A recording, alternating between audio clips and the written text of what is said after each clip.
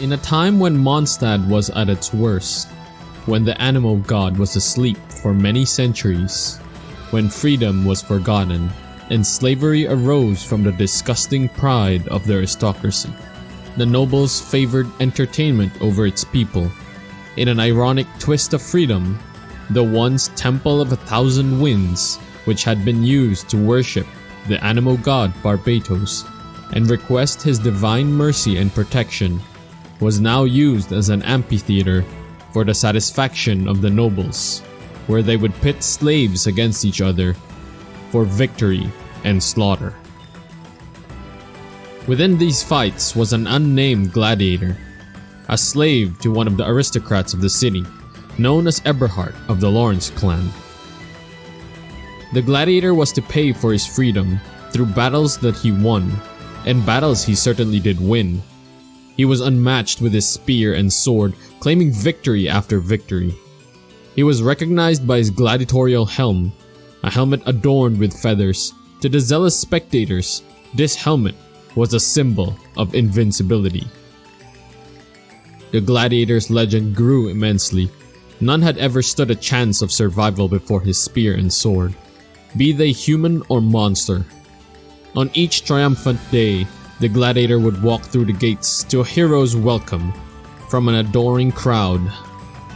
When he won his matches, he believed himself to be more than a slave. He was a master in combat. His vanity grew and the sight of his freedom grew dark. Why would he ever trade his fame and glory for freedom? After one of his many victories, his master, Eberhart, had invited him to a feast in his name. He gifted him a goblet made specially for him, and sang praise of his many victories. His master reminded him of his goal, his freedom, soon to come. With every victory, he draws closer and closer to freedom from being a slave, to let all the glory be a thing of his past. Disheartened by this comment, the gladiator reminisced of this good time. Should he claim freedom, what would he do afterwards? He only knew of fighting, and through fighting, he was known as a master, not a slave. Little did the gladiator know that this intoxication would be a darkness of desire that would cost his fleeting chance at freedom. Many more battles took place, and each and every one the gladiator had won.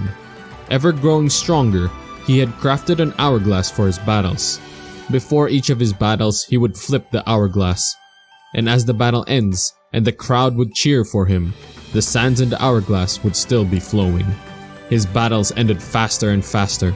Soon enough, he would win his final battle, and the chance at freedom would be laid bare in front of him. He met his master after this, and they spoke of the future. The promised number has been met, and you have done well. You are a warrior worthy of great renown. Eberhart gave him a spear of red with a tri-pronged blade. Consider this weapon to be a parting gift. The gladiator stood, looking at the beautiful craftsmanship of this weapon. He remembered all the battles that he had, the glory and the praise that he received, the cheering of the people, and the pride he felt in his victories. He recalled the feast that his master had assembled, in his name no less. Though he did not say anything, the look he gave reflected this, and his master spoke again. Yet, would you not consider fighting on? He looked to his master confused. Continue your brilliant performance, as a free person, for your glory and for mine. What say you?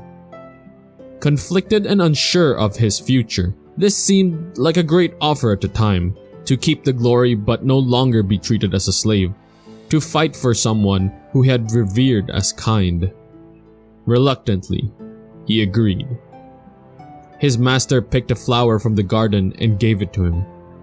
He took this as a symbol of their friendship, to symbolize the gentler side of his bloodlust. With his newfound determination to fight for his master and not just himself, he won many more battles using the spear he was given. Fame and glory was his to take, and none could stop him. Many years passed, and the beasts and men who fell to his spear grew too numerous to count. The gladiator had become undefeated, for he would never allow his master to suffer a loss, and all the people enjoyed his battles.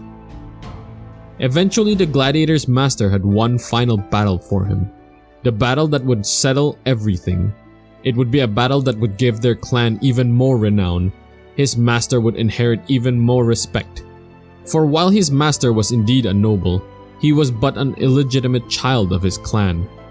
He believed he commanded no respect from his family, and by showing the strength of his own charge, he could show how great he was. This is also why the gladiator thought that he could empathize with his master, being an outcast. The gladiator saw freedom beyond this final battle, a time where he would go with his master. The gladiator agreed and prepared for one final battle, against a young woman with fiery red hair.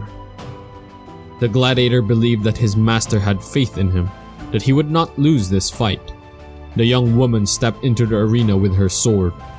He saw the timidity of the young girl and the ferocity of a young lioness.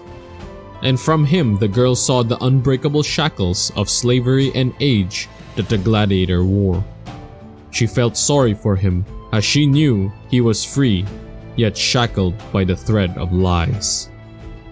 The gladiator charged spear in hand, quick steps and perfect form. He strikes not for his own purpose but for his master's victory. He fought like a wild beast without care. Though his strikes were perfect and he felt no mistakes, his opponent suddenly shifted. The image of a lioness burned through. Though the lion was the king, it was the lioness that hunted. They clashed spear to blade, fierce and masterful, a battle he had not had in years. But in a flash, the battle was over.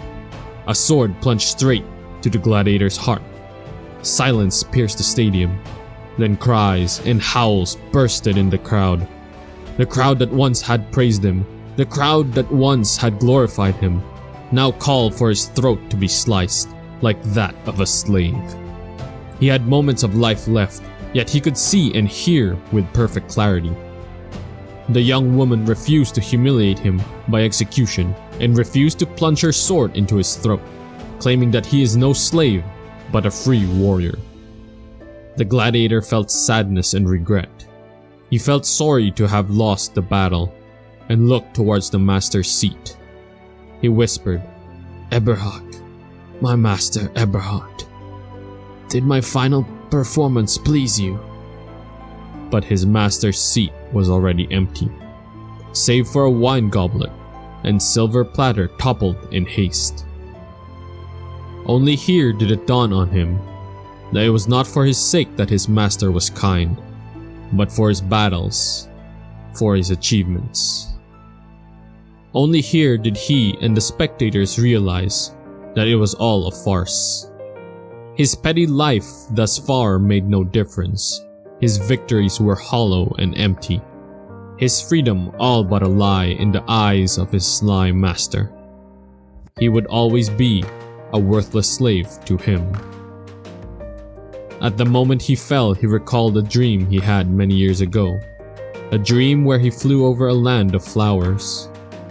He felt the wind and freedom of the sky. He wondered if he would ever start that journey again.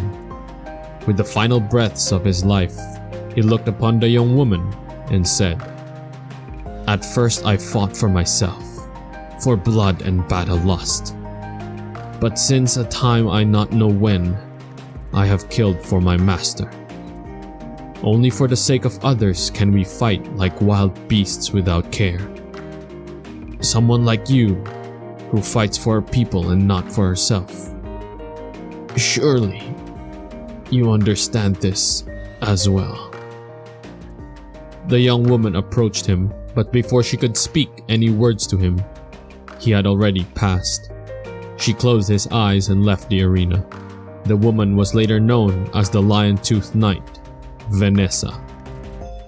She would later repeat the same mistake the gladiator made, but with the help of Barbatos, she would overcome it and become the hero of Mondstadt.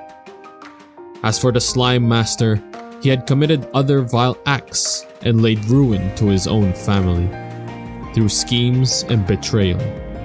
But his ultimate fate is unknown. Many believe that in the gladiator's final moments, he finally set off on his journey, finally as free as a bird. His destination was the place where flowers bloom and birds soar. Many hope that he would finally see the beauty of the wildflowers.